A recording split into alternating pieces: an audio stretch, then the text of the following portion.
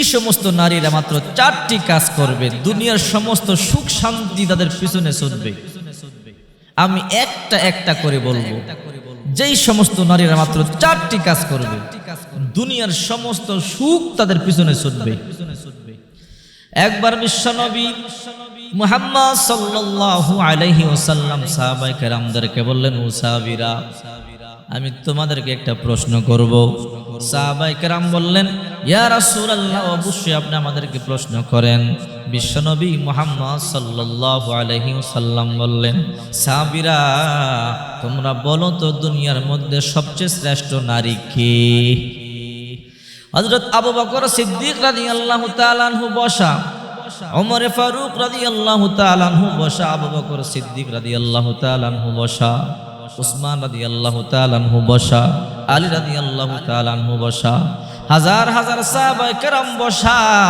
আল্লাহর হাবিব প্রশ্ন করলেন, সাহাবীরা বলো তো দুনিয়ার মধ্যে সবচেয়ে শ্রেষ্ঠ নারী কে? দুনিয়ার মধ্যে সবচেয়ে উত্তম নারী কে? আবু বকর চুপ হয়ে রইলেন। রাসূল করিম সাল্লাল্লাহু আলাইহি ওয়াসাল্লাম বলেন, আবু বকর বলো তো দুনিয়ার মধ্যে সবচেয়ে শ্রেষ্ঠ নারী কে?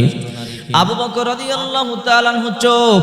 আল্লাহর নবী ওমর ফারুক রাদিয়াল্লাহু তাআলা আনহুকে বললেন, ওমর বলো তো দুনিয়ার মধ্যে সবচেয়ে শ্রেষ্ঠ নারী কে?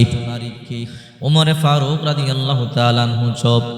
বিশ্বনবী মুহাম্মদ সাল্লাল্লাহু আলাইহি ওয়াসাল্লাম উসমান রাদিয়াল্লাহু তাআলা আনহুকে বললেন, উসমান বলো তো দুনিয়ার মধ্যে সবচেয়ে শ্রেষ্ঠ নারী কে?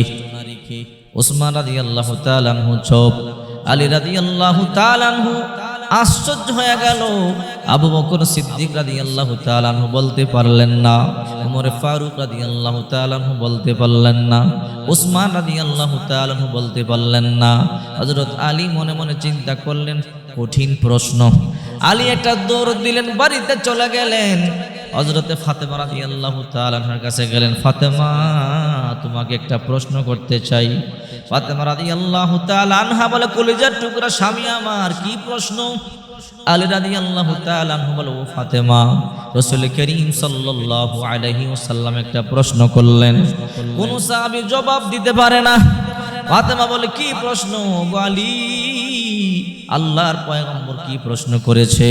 আলী রাদিয়াল্লাহু তাআলা আনহু বলে, ফাতেমা রে, আল্লাহর পয়গম্বর প্রশ্ন করেছেন, এই দুনিয়ার মধ্যে সবচেয়ে শ্রেষ্ঠ নারী কে? আবু বকর জবাব দিতে পারলেন না, ওমর ফারুক রাদিয়াল্লাহু তাআলা আনহু জবাব দিতে পারলেন না, উসমান রাদিয়াল্লাহু তাআলা আনহু জবাব দিতে পারলেন না, মসজিদে নববীর মধ্যে কোনো সাহাবী জবাব দিতে পারলেন না। ফাতেমা বলে, দাও, এই দুনিয়ার মধ্যে সবচেয়ে শ্রেষ্ঠ নারী কে? হযরত ফাতেমা রাদিয়াল্লাহু তাআলা আনহা বললেন, আলী, এটা তো সহজ একটা প্রশ্ন, তাই নাকি? বলে, হ্যাঁ। বলে দাও, এই পৃথিবীর মধ্যে সবচেয়ে শ্রেষ্ঠ নারী কে? ফাতেমা রাদিয়াল্লাহু তাআলা আনহা বললেন, আলী, এই পৃথিবীর মধ্যে শ্রেষ্ঠ নারী হলো যেই নারী কোনোদিন কোনো বেগানাকে দেখে নাই, কোনো বেগানাও যেই নারীকে দেখে নাই। অর্থাৎ যেই নারী কোনো বেগানাকে দেখে নাই, কোনো বেগানাও যেই নারীকে দেখে নাই, ওই নারী পৃথিবীর সবচেয়ে দামি এবং শ্রেষ্ঠ নারী। আলী রাদিয়াল্লাহু তাআলা আনহু দৌড়াইয়া বিশ্বনবী মুহাম্মদুর রাসূলুল্লাহ সাল্লাল্লাহু আলাইহি ওয়াসাল্লামের কাছে চলে গেলেন। আল্লাহর পয়গম্বর বলে, আলী, তুমি বলো এই পৃথিবীর মধ্যে সবচেয়ে শ্রেষ্ঠ নারী কে? আলী রাদিয়াল্লাহু তাআলা আনহু বলেন, ইয়া রাসূলুল্লাহ, এই পৃথিবীর মধ্যে সবচেয়ে শ্রেষ্ঠ নারী হলো যেই নারী কোনো বেগানা পুরুষকে দেখে নাই, কোনো বেগানা পুরুষও যেই নারীকে দেখে নাই। আল্লাহর পয়গম্বর আশ্চর্য হয়ে গেল, আলী, এই প্রশ্নের জবাব তুমি কেমনে দিলা? নিজে থেকে দিলা নাকি অন্য কেউ শিখায় দিয়েছে?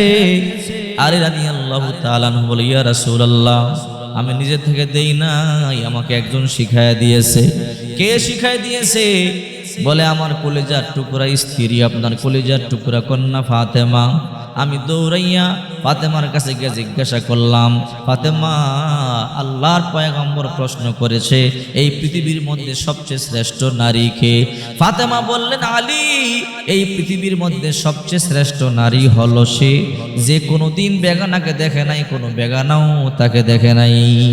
আল্লাহর পয়গম্বর বলে, আলী, তুমি সত্য বলেছো, ফাতেমা তো আমার দেহের অংশ, আমার কলিজার টুকরা।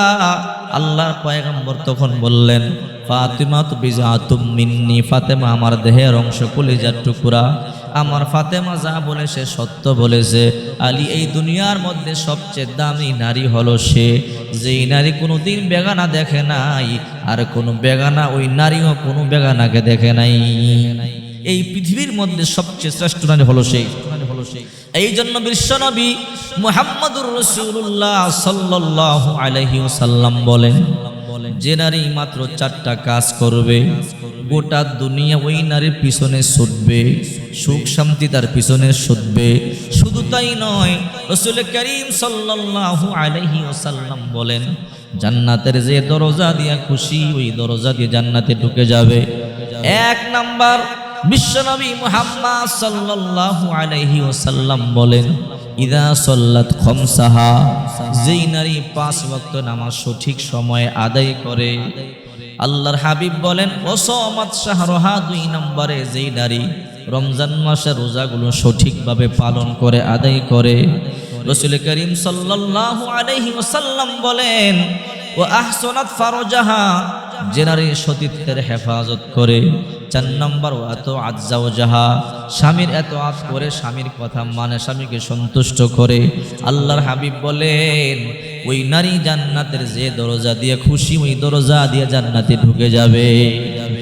1 নম্বর 5 ওয়াক্ত সঠিকভাবে নামাজ আদায় করা, সময় মতো নামাজ আদায় করা। 2 নম্বরে রমজান মাসের রোজাগুলো সঠিকভাবে আদায় করা।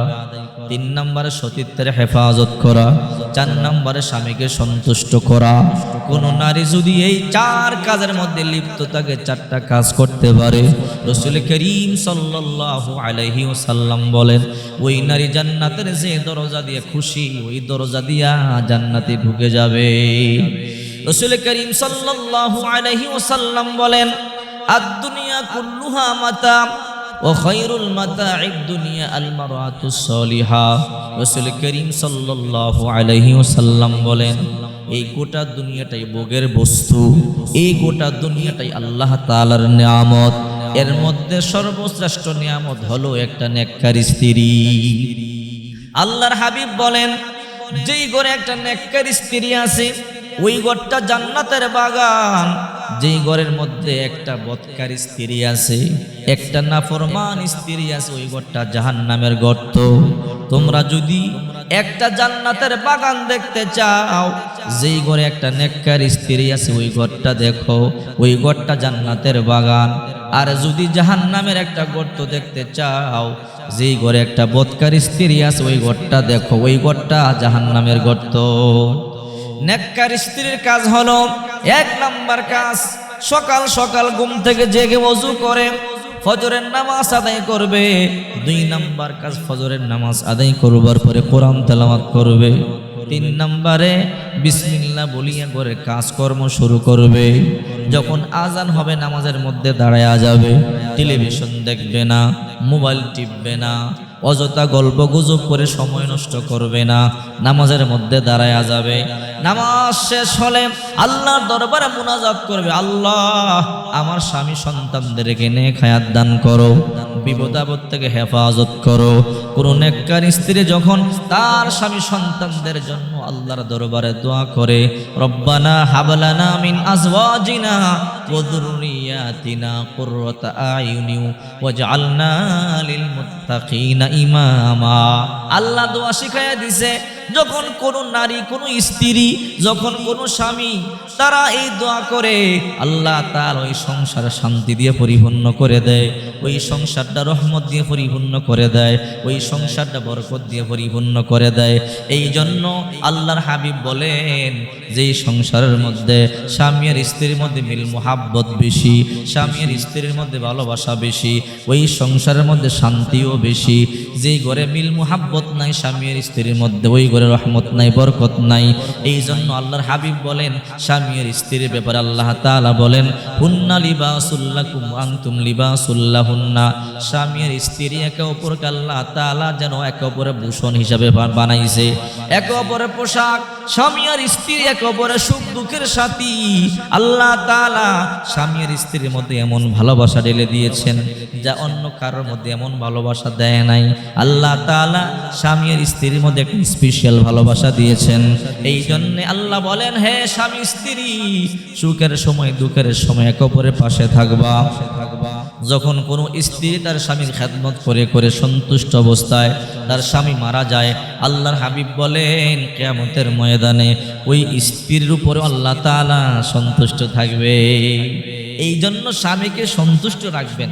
স্বামীকে সন্তুষ্ট রেখে মারা গেলে কিয়ামতের ময়দানে আল্লাহ তাআলা আপনার উপরে সন্তুষ্ট থাকবে। আর আল্লাহ সন্তুষ্ট থাকা মানে আপনার জান্নাতের দরজাগুলো ওপেন আপনার জন্য। সুবহানাল্লাহ।